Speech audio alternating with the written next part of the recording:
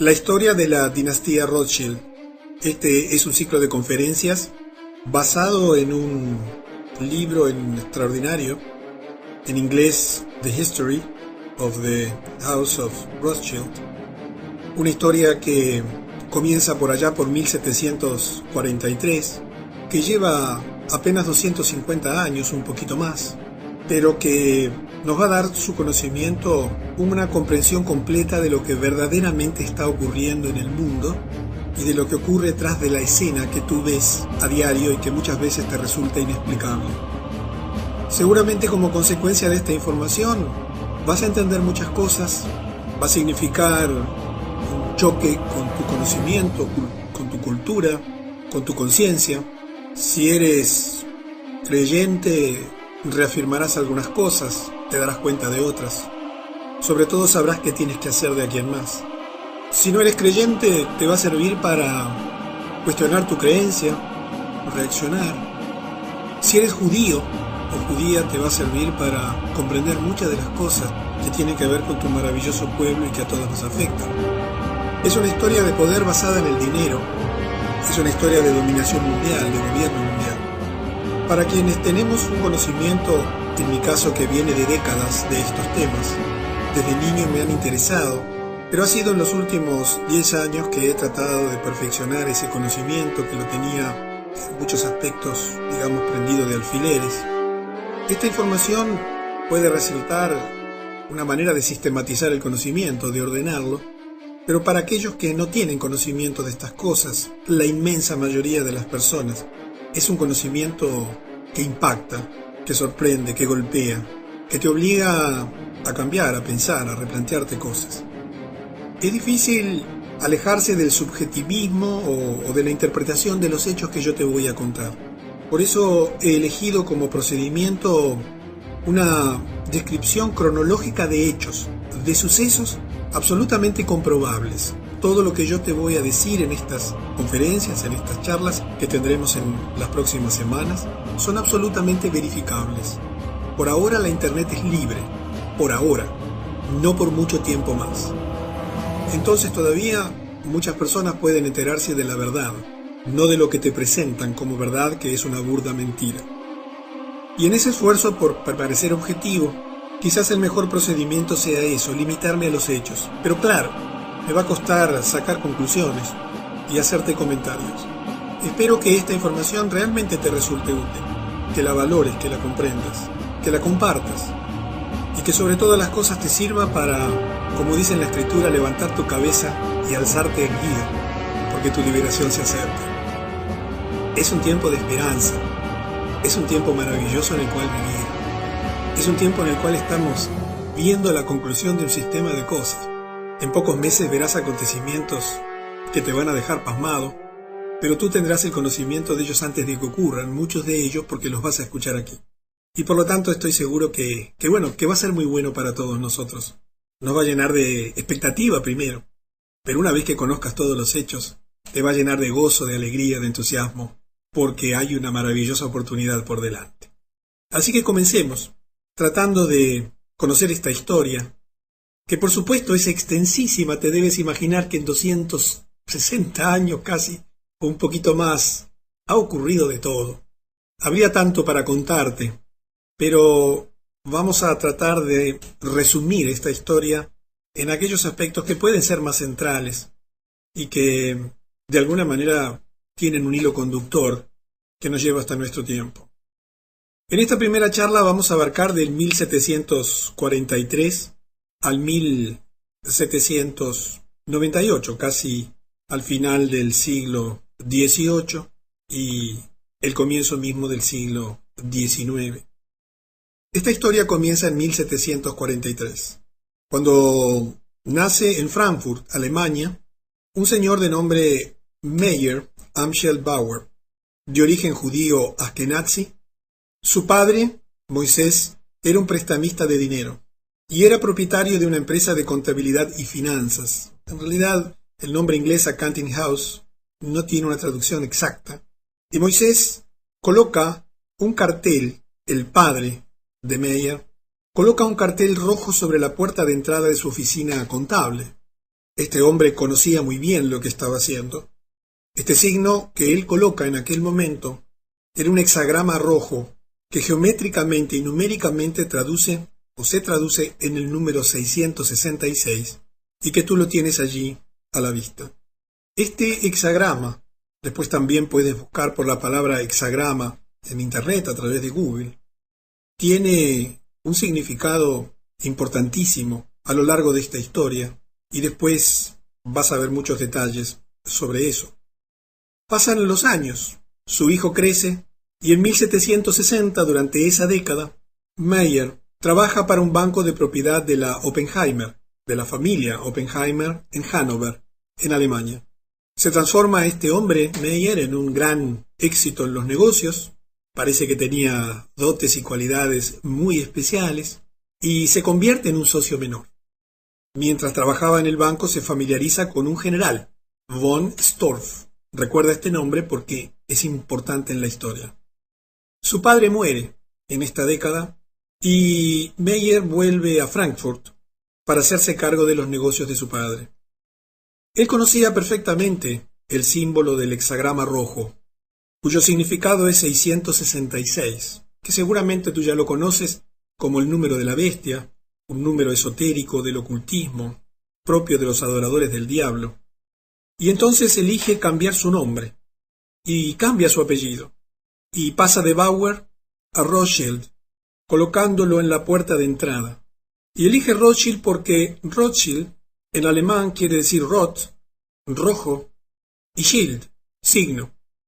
Quiero que comprendas la importancia de los símbolos.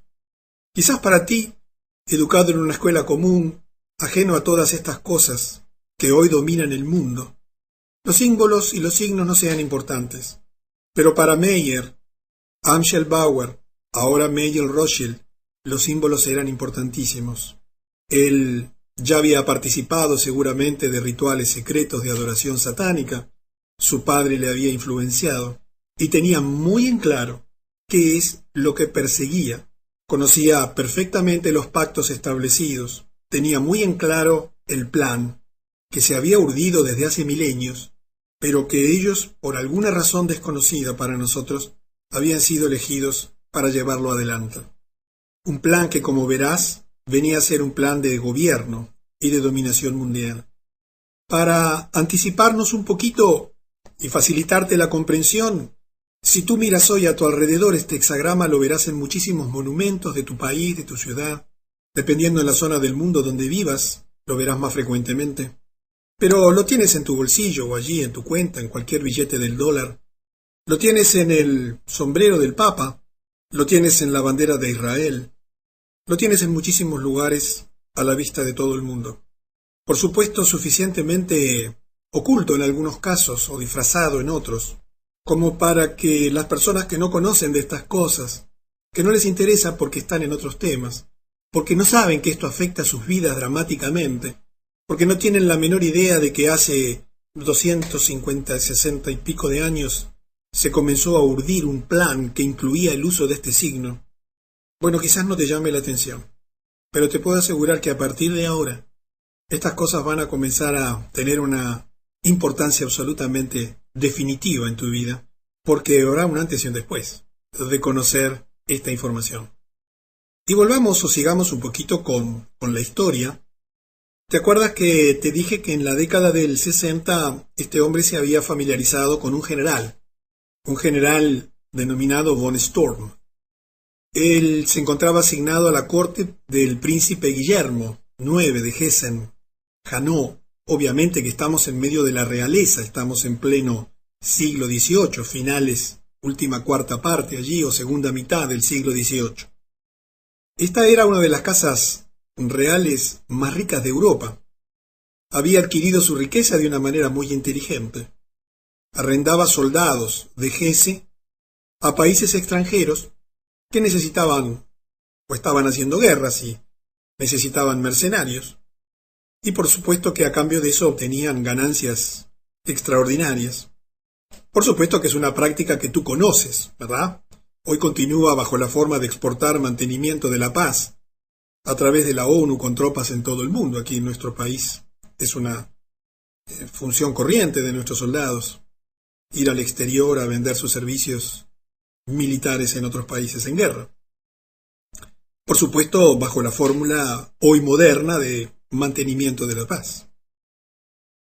Y allí Meyer, que era un gran comerciante, este nuevo Rothschild, o iniciador de la dinastía Rothschild, inmediatamente advierte que había allí una gran oportunidad de negocios. Recuerda que él ya era un comerciante muy exitoso, dominador del mundo de las finanzas, del mundo de los préstamos, del mundo de las empresas, del mundo de los bancos. Y con el pretexto de venderle a este príncipe valiosas monedas y baratijas a precios reducidos, porque él los podía comprar fácilmente con su poder económico y los préstamos que él daba, que muchas veces quedaban garantidos con joyas y riquezas que luego los deudores no podían recuperar, intenta aprovechar la relación del general en la corte para acercarse al príncipe. Y así Rothschild, porque ya lo vamos a comenzar a llamar Rothschild, ya se había cambiado el nombre, fue presentado al mismo príncipe William, quien por supuesto quedó más que satisfecho con los precios de las monedas raras que recibía y esas baratijas, y se dio cuenta que podía hacer muy buenos negocios. Y entonces Rothschild le ofrece una participación en cualquier otro negocio que el príncipe le pudiera plantear. Y verás cómo esta cercanía al poder, a los gobernantes ricos y poderosos, que comienza de una manera sencilla, financiándole compras de cosas valiosas a precios bajos para introducirse, comienza a ser parte de una estrategia que más tarde significaría la completa dependencia de todas esas realezas y de los gobiernos del mundo a su poder económico. Rothschild entonces comienza a adquirir poder, un poder basado en el dinero, y se convierte en uno de los colaboradores más cercanos del príncipe Guillermo, y termina haciendo negocios con él, y con los miembros de la corte. Pronto se da cuenta y descubre que prestar dinero a los gobiernos y a la realeza es más rentable que prestar dinero a las personas, ya que los préstamos son más grandes y están asegurados por los impuestos de la nación. No sé si entiendes que pasó muy poco tiempo y todos los gobiernos del mundo, todas las monarquías del mundo, todos los municipios del mundo, todas las ciudades del mundo están endeudadas. Quiero que comprendas que esto, que ya te lo he explicado de otra manera, en el material del lado oscuro del dinero, tuvo su origen allí. ¿No te sorprende? ¿Nunca te has puesto a pensar cómo es posible que todos los gobiernos del mundo estén endeudados, cuando cualquiera de ellos podría emitir su moneda y ser independiente? Sin embargo, un plan maquiavélico ha hecho que, a pesar de que en mi país se emite moneda, mi país no es independiente, porque su moneda no vale nada, puesto que está atado al banco central del mundo más importante, que después los vas a conocer, porque justamente es un banco Rothschild. Y este descubrimiento le abrió una increíble fuente de oportunidades y de posibilidades para urdir su plan, para continuar con su proyecto, del cual hasta ahora todavía no tienes muchas noticias, porque solamente lo conocía él y unos pocos. Cuando esa década está por terminar, allí en 1769, fruto del poder, que hoy también es muy común, el gobierno de turno, en este caso el príncipe, autoriza a Meyer con un permiso especial. Podría colgar un cartel en el frente de sus establecimientos comerciales, expresando que él es M. Rothschild, asignado a la corte por Su Alteza Príncipe Guillermo de Hainaut. Este tipo de concesiones por parte de los gobiernos a quienes le favorecen con dinero y con negocios, seguramente que lo ves en tu país, seguramente que en forma permanente ves condecoraciones y reconocimientos de gobiernos a figuras importantes. Cuando los veas, bueno, ya sabes a qué grupo pertenecen y por qué reciben esas condecoraciones. Y el tiempo va pasando, la vida continúa, el plan también. Y llega en 1770, un año absolutamente clave en la historia de la humanidad, y dentro de ese año, allí Meyer redacta un proyecto de la creación de los Illuminatis, o mejor dicho, redacta un proyecto para la creación de los Illuminati y le da el desarrollo y la formulación de ese proyecto a Adam Weishaupt, un cripto judío, askenazi, exteriormente de fe católica romana. Criptojudíos son las personas que están adheridas, tienen una fe judía, pero que externamente manifiestan pertenecer a otras denominaciones religiosas. Puedes entrar en internet y aprender de los criptojudíos. Y le da este encargo. Meyer elabora el proyecto, lo redacta, establece sus bases y se encarga Adam de su desarrollo, de su instrumentación. Los Illuminati se basarían en las enseñanzas del Talmud, que son a su vez las enseñanzas del rabino judío.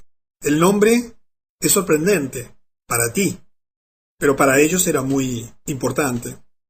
Illuminati era muy apropiado para Rothschild y sus ideas, ya que este es un término luciferino, satánico, que significa guardianes de la luz. Seguramente que has oído hablar de los Illuminati, mucho más si has escuchado algunas de las conferencias o seguramente los ves de vez en cuando en alguna información. Pero esta historia comenzó allí. Está afectando severamente tu vida y la mía. Aquí algunos datos familiares, porque una de las cosas que es parte de esa dinastía es casarse entre ellos, no mezclarse con quienes no pertenecen a la familia. No sé si sabes de esto, pero es muy propio de las sociedades secretas. Y en 1743 se casó con Gutel Schnapper. Por supuesto son todos judíos eskenazi, todas personas de ese origen. Y en 1773 nace Amschel, un personaje también importante en la historia, el primero de los hijos de Meyer. Y él, como todos sus hermanos que lo siguen, entrarían en el negocio de la familia a la edad de 12 años. En la próxima conferencia te voy a contar de algunas de las cosas que ellos hacen para manejar ese clan familiar y cómo tienen ciertos requisitos y leyes, criterios o principios que todos deben respetar obligatoriamente. Y en 1774 nace Salomón Meyer Rothschild. Simplemente, si bien no le vamos a dar mucha atención a los nacimientos y a los casamientos y demás, quiero que comprendas que mientras el plan se va desarrollando, se va urdiendo también una dinastía, se va creando una dinastía, que luego implica la vinculación con una serie de familias, porque comenzaron a aparecer otras personas que por razones de intereses comerciales y financieros y políticos y militares, que por supuesto integraban siempre la realeza o familias de alto poder económico o de mucho prestigio, comienzan a repartir el poder, pero siempre entre un grupo muy pequeño. Y en 1776, Adam Weishaupt finalmente y en forma oficial completa la organización de los Illuminati. Fue el 1 de mayo de 1776 cuando se crea definitivamente la organización de los Illuminati. El propósito declarado de los Illuminati, según esto que está escrito y documentado, no son opiniones, sería dividir el Goyim. Son todos los no judíos, tú y yo, a través de medios políticos, económicos, sociales y religiosos. Y aquí quiero hacer una precisión porque también incluía a muchos judíos que ellos no consideran como tales. La idea era generar incidentes entre esas personas, con el fin de provocar lucha entre los Goyim, en tanto que las partes en conflicto serían armadas por los Illuminati, con el propósito final de destruir los gobiernos nacionales, destruir las instituciones religiosas, y que finalmente se destruyesen entre sí. Quizás este proyecto te resulte diabólico, es exactamente eso, un proyecto satánico. Quizás que recién comienzas a conocer algunos detalles, todavía no lo puedas asociar muy bien con lo que está ocurriendo, pero aguarda que en breve tendrás el desarrollo de esto, que en ese momento, el 1 de mayo de 1776, se pone por escrito, en documentos, que dan lugar al nacimiento de una organización poderosísima en el mundo que tendría estos propósitos declarados. No eran opiniones o interpretaciones, no son opiniones o interpretaciones de historiadores. Está documentado y escrito. Y eso es lo que comenzaron a hacer. Dividir a todos los no judíos a través de medios políticos, económicos, sociales y religiosos. Generar artificialmente conflictos, guerras, conflictos sindicales, sociales, étnicos, de todo tipo. Financiar las armas de ambas partes, de todas las partes en el conflicto, con el propósito final de destruirlos. Quizás te sorprenda, te vuelvo a repetir, quizás te resulte inverosímil, pero si sigues atento al desarrollo de esta historia, verás que todo encaja y que finalmente comprendes el rompecabezas. Y comprendes cómo aquello que se decidió, se instrumentó y está funcionando. En ese mismo año, Weishaupt pronto se infiltra en la Orden Continental, que era una orden secreta, masónica, con esta doctrina Illuminati, y establece la Logia del Gran Oriente, una de las principales logias masónicas del mundo hasta el día de hoy, como su cuartel secreto. Quiero que conozcas su emblema, uno de los tantos: libertad, igualdad y fraternidad. ¿Te suena? En la escuela te hablaron de eso, después vas a ver, y también te hablaron de eso, si no mal no recuerdo, en el liceo, y ahora el 4 de julio reciente en Francia celebraron algo de esto. Lo tienes en cualquiera de los obeliscos de tu ciudad. Libertad, igualdad y fraternidad. Todo esto fue hecho bajo las órdenes y las finanzas del Mayer Rothschild y su influencia. Así es como el concepto de las logias se ha extendido y es seguido en todo el mundo masónico hasta la actualidad, porque había un plan escrito y una instrucción precisa de llevarlo a cabo a cualquier costo y de cualquier manera, sin interrupciones de nadie, como después te vas a enterar. También Weishaupt reclutó 2.000 seguidores, pagos. Mira que el dinero no era una limitante, como tampoco lo es hoy, incluyendo los hombres más inteligentes en el campo de las artes, las letras, la educación, la ciencia, las finanzas y la industria. Se les instruyó para aplicar los siguientes métodos con el fin de controlar a la gente. Te vuelvo a repetir, no estoy interpretando nada, ni quien escribió este libro en el cual están basadas estas conferencias ha inventado o interpretado. Esto está escrito por los Illuminati en su documento, en su acta de fundación, digamos así. Primero, y presta atención, utilizar el dinero y el soborno sexual para obtener el control de los hombres en los lugares más altos de los diferentes niveles de todos los gobiernos y otros campos de actividad. Una vez que las personas influyentes hubiesen caído por las mentiras, engaños y tentaciones de los Illuminati, deberían ser sometidas a servidumbre por la aplicación de políticas y otras formas de chantaje, amenazas de ruina financiera, de exposición pública, amenazas impositivas e inclusive la muerte, a ellos y también a miembros de sus familias. Suena duro, ¿verdad? Suena malo, suena perverso. ¿Te sorprendes? Vamos al segundo objetivo. Vincularse en colegios y universidades para relacionarse con estudiantes poseedores de una capacidad mental excepcional, pertenecientes a familias bien educadas, con inclinaciones internacionales, y recomendar su formación especial en relaciones internacionales, con la idea central de que solo un gobierno mundial puede poner fin a las guerras y los conflictos recurrentes. Esta formación especial, por supuesto, sería proporcionada a los seleccionados mediante la concesión de becas pagadas por los Illuminati. Si vives en Estados Unidos, esto es moneda corriente. ¿Entiendes cuándo nació y por qué existe? En tu universidad pasa lo mismo. ¿Entiendes? ¿Comprendes por qué todas las universidades hoy están siendo financiadas, especialmente las que tienen más nombre, las que tú ves hoy en la prensa mediática, aquellas donde se producen las investigaciones científicas y médicas más importantes? Este proyecto Nació con los Illuminati, se puso por escrito y oficialmente se instituyó el 1 de mayo de 1776. Vincularse en colegios y universidades. Quiero que entiendas por qué y para qué lo hacían. Ahora lo verás. Vamos al tercer objetivo.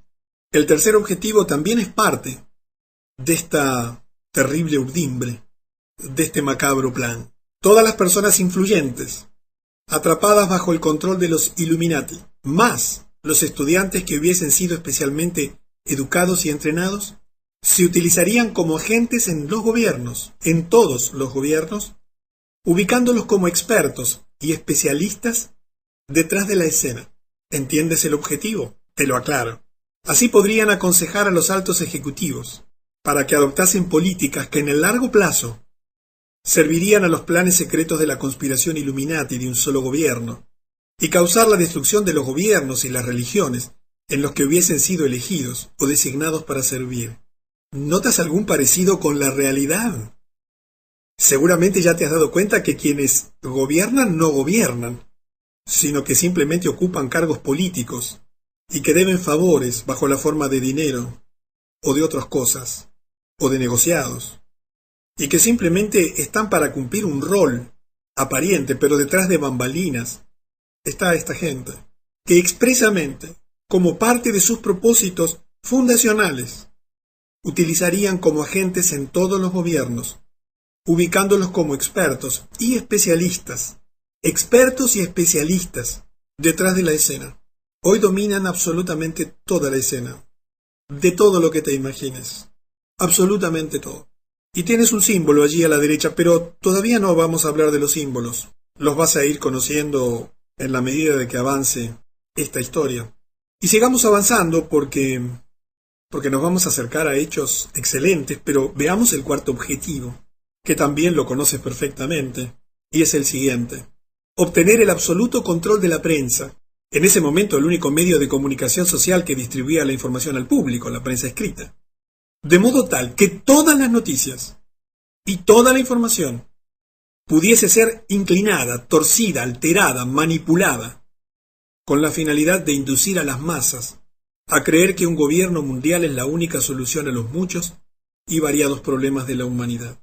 Todo lo que tú ves en la televisión, todo lo que tú escuchas en la radio, todo lo que lees en la prensa escrita, en las revistas de moda, todo, absolutamente todo, está manipulado. Solo puedes encontrar información independiente y veraz en canales de información independiente, por ahora, y mientras no controlen la Internet, para lo cual falta muy poco. Tú ya lo sabes, por eso entiendes cómo es inexplicable muchísimas de las cosas que ocurren, cómo se crean realidades de la nada, cómo de un día para otro comienzan a difundir noticias en forma absolutamente sorprendente, y la gente, absolutamente adormecida por los medios de comunicación, cree que es verdad. Ya la gente ha comenzado a despertar. Así que tienes 4 motivos, 4 propósitos, absolutamente macabros. Y ya que está terminando el siglo, y ya habíamos comenzado, porque esto se puso por escrito en el 76 y comenzó a instrumentarse, bueno, vamos a empezar a dar pasos en concreto. Y entonces en 1784 los Illuminati deciden algo que cambió el mundo. Adam Weishaupt emitió una orden según la cual la Revolución Francesa debería comenzar bajo la forma de un libro con la firma de Maximiliano Robespierre. Aguarda, no te retires porque quizás, claro, esto lucha y choca con lo que te enseñaron en la escuela, ¿verdad? Porque la Revolución Francesa empezó mucho después, 5 años después. ¿Pero qué ocurrió? Este libro fue escrito por uno de los socios de Weishaupt, Xavier Schwab, puedes buscarlo en internet, y enviado por un mensajero de Frankfurt a París. Sin embargo, en el camino ocurre un hecho fortuito, quizás la divinidad, vaya a saber, la providencia, o la casualidad, y se alteró la historia transitoriamente. El mensajero fue golpeado por un rayo. El libro que detallaba el plan fue descubierto por la policía bávara y entregado a las autoridades bávaras. Como consecuencia, el gobierno de Baviera ordena a la policía atacar a las logias masónicas de Weishaupt del Gran Oriente y las casas de sus colegas más influyentes. Es evidente que las autoridades de Baviera estaban convencidos que el libro que se descubrió era una amenaza muy real de un grupo privado de personas influyentes de utilizar las guerras y revoluciones para alcanzar sus fines políticos. Te desafío a que leas cualquier libro de historia en el cual hoy aprenden tus hijos y tú has aprendido, por supuesto elaborados por la UNESCO desde las Naciones Unidas, a ver si encuentras esta historia, absolutamente documentada, en los registros oficiales. Te van a llevar a la sorpresa de lo que ocurrió después. Porque el gobierno bávaro, que obviamente era un gobierno monárquico, entendió el riesgo. Y entonces, en el año siguiente, en 1785, declara fuera de la ley a los Illuminati y ordena cerrar todas las logias del Gran Oriente. Meyer Rothschild mueve su casa de la familia a una casa de 5 plantas en Frankfurt, que comparte con la familia Schiff. Al año siguiente, el gobierno bávaro publica los detalles de la trama Illuminati en un documento titulado Los escritos originales de la orden y secta de los Illuminati. Observa el título. No eran las interpretaciones del gobierno bávaro, no eran los estudios del gobierno bávaro, eran los documentos originales, esos que hizo Adam Weishaupt y que puso por escrito y oficializó el 1 de mayo del 76. Y luego envía ese documento a todos los jefes de Estado y de la Iglesia en toda Europa, para advertirles de lo que estaba ocurriendo, pero tristemente su advertencia fue ignorada.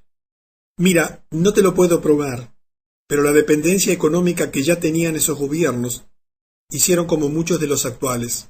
Miraron para el costado, para mantener sus privilegios y sus beneficios, a pesar de que eso significaba la opresión y el oprobio para sus pueblos. Pero así se estaba urdiendo la trama, y ya nada la detenía, porque la influencia diabólica era incontrolable.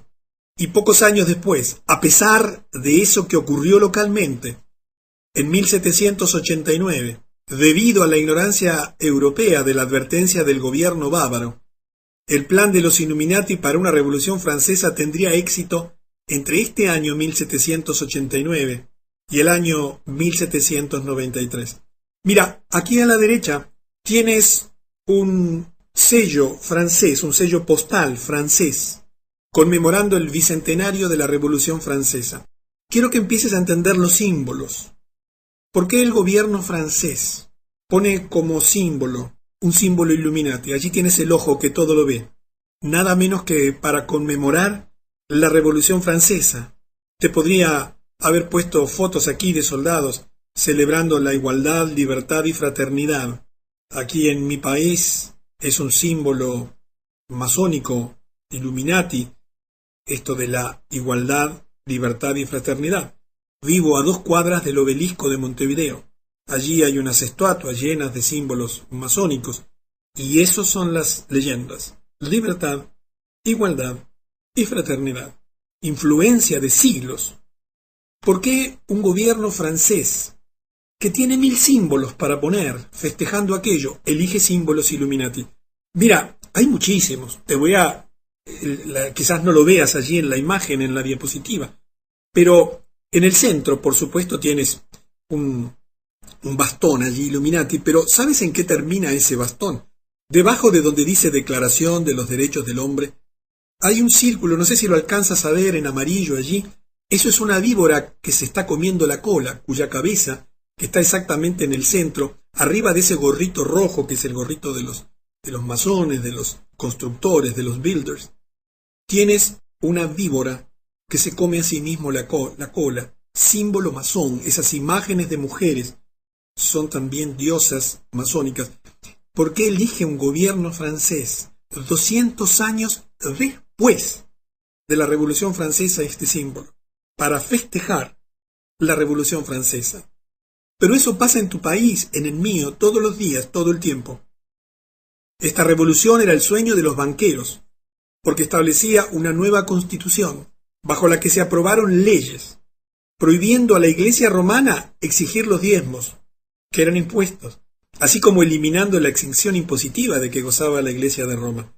Quiero que entiendas que era un proyecto de poder. Cuando llegues a nuestro tiempo, te vas a enterar por qué la guerra contra Irak? ¿Y por qué la guerra contra Afganistán? ¿Y por qué la guerra contra Irán, que la tienes dentro de 2 o 3 meses? Pero no quiero anticiparme. Sigamos, porque las mismas razones por las cuales se estableció esta revolución, que fue una guerra contra los gobiernos de ese momento, son las mismas razones que han ocurrido a lo largo de los últimos 2 siglos y medio. Siempre las mismas, siempre las mismas, siempre los mismos símbolos, siempre las mismas instituciones, siempre la misma manera. Y sigamos, porque nos estamos acercando al 1798, que es donde vamos a terminar la historia del día de hoy. Y ocurre en el año 1790 una frase absolutamente famosa, muy conocida para todos quienes conocemos este tema, de Mayer Rothschild: permítanme emitir y controlar el dinero de una nación, y no tendré por qué preocuparme de quién emite las leyes. Quiero que entiendas que hasta ese momento los Illuminati no emitían el dinero de ninguna nación. Ellos financiaban naciones, financiaban gobiernos, pero todavía la emisión del dinero era propiedad, y de las monedas eran acuñadas y emitidas por los gobiernos. Pero era en 1790, dice una frase premonitoria: permítanme emitir y controlar el dinero de una nación. Imagínate lo que dijo un hombre dueño de un banco. Él estaba afirmando algo que iba a ocurrir. Él, físicamente, en forma privada, se iba a encargar de emitir y controlar el dinero de una nación, porque así no tendría por qué preocuparse nunca más de quién emite las leyes y continuar con su plan. ¿Y cuál crees que fue el país que eligió? Los Estados Unidos de Norteamérica. Quizás no lo sabes, pero en 1791, un año después de esa afirmación, los Rothschild obtuvieron el control de la emisión de dinero de una nación, el control total, a través de Alexander Hamilton, que fue su agente de influencias en el gabinete de George Washington, cuando gracias a su influencia el Senado de los Estados Unidos otorgó una concesión por 20 años, creándose su primer banco central denominado el First Bank of the United States, el primer banco de los Estados Unidos. Aquí tienes la imagen de la sucursal del banco en Filadelfia, en la calle número 3. Quizás tú creas que el gobierno de los Estados Unidos emite su moneda. Eso lo hace el gobierno de mi país, y el gobierno de Perú, y el gobierno de Colombia. Por supuesto que con monedas totalmente dependientes del Banco Central de los Estados Unidos, que es la Reserva Federal. Pero el gobierno de los Estados Unidos no emite su papel moneda. Nunca lo hizo, o mejor dicho, lo hizo en algunos periodos intermedios, porque hasta ese momento en que se crea este banco, después lo vamos a ver más en detalle, habían 13 colonias que emitían cada una su moneda, sus billetes, sus maneras de negociar, y entonces se unificó todo a través de un primer banco central, el First Bank of the United States, en una concesión otorgada solamente durante 20 años. Aquí quiero darte otra imagen, lo que parece ser un pagaré de alguien que había pedido prestado dinero allí en el banco, o de alguien que había, tomado dinero del banco, y fue hecho por $1,000, emitido por el Banco de los Estados Unidos de Norteamérica. Y fíjate que estamos ya muy cerca del final, porque esto ocurrió en 1791. A partir de allí, Mayer Rothschild ya no tendría por qué preocuparse de quién emitía las leyes, no solamente en los Estados Unidos, sino también, como lo verás con el tiempo, en el resto del mundo. Antes de llegar al final de este siglo, permíteme comentarte simplemente, para agregar un poco de conocimiento, que en el interín habían ido naciendo y casándose personajes importantes que permitirían continuar el proyecto elaborado por Mayer, que había empezado a comprender y sentir como influencias de su padre. Y allí tienes algunos nombres y algunos años en que nacen algunas personas. Y entonces se va armando la familia, se va armando la dinastía, todos conocedores precisamente del plan, todos con el mismo origen, todos con las mismas creencias obligadas porque si no las aceptaban simplemente podían morir. porque así era la situación. Y llegamos entonces al último episodio que vamos a comentar en el día de hoy, en esta primera conferencia, y que es un episodio también extraordinario que llega hasta nuestros días, y que te hago la introducción porque lo vamos a completar en la segunda parte. En 1798, ya en el fin del siglo XVIII, John Robinson publica un libro titulado Las pruebas de una conspiración contra todas las religiones y todos los gobiernos de Europa, llevada a cabo en las reuniones secretas de los masones, los Illuminati y las sociedades de lectura. Quiero que entiendas que esto que tú hoy ya estás viendo en todos lados y que de pronto escuchas aquí y que ya se conocía de hace siglos, denuncias, evidencias, documentos, hechos, existieron siempre, solo que hoy están a la luz y son evidentes. En este libro, el profesor Robinson de la Universidad de Edimburgo, una autoridad de la época, uno de los intelectuales de su época de mayor prestigio, que en 1783 fue elegido secretario general de la Royal Society de Edimburgo, dio detalles de todo el complot Rothschild Illuminati. ¿Te suena Imagine No Religion? ¿Imagina sin religión? ¿Tú crees que eso es evolución de la humanidad? ¿Tú crees que eso es un pensamiento inteligente del hombre que evolucionó de no sé quién y hoy no tiene pelos cuando antes los tenía? Quiero que comprendas que es otra la razón por la cual a tu niño en la escuela le enseñan que es un mono sin pelos. Quiero que entiendas que hay un proyecto detrás de esto. Quisiera despertar tu conciencia para que al terminar esta serie de conferencias sepas qué tienes que hacer, porque felizmente tenemos una maravillosa oportunidad por delante. Todo esto que está ocurriendo hoy en día es el final de este plan y está próximo a su juicio final, a su desenlace final. Seremos seguramente los que estamos acá testigos de todo eso. Pero en función de lo que hoy estemos pensando, comprendiendo, haciendo y creyendo, será lo que nos tocará vivir. Sé que estas palabras, estos hechos que te he relatado, de los cuales soy un comunicador, no soy un investigador ni un historiador, sino simplemente un comunicador, alguien que toma información que existe. No he descubierto absolutamente nada, ni tú has descubierto nada. Simplemente quizás lo escuchas por primera vez y ya tenías un conocimiento más o menos superficial o más o menos profundo. Intento a través de esto sistematizarlo, ordenártelo cronológicamente para que veas el desenvolvimiento de los hechos. Es cierto que no puedo permanecer objetivo. Es cierto que te he dado algunas interpretaciones quizás, pero todas las puedes comprobar.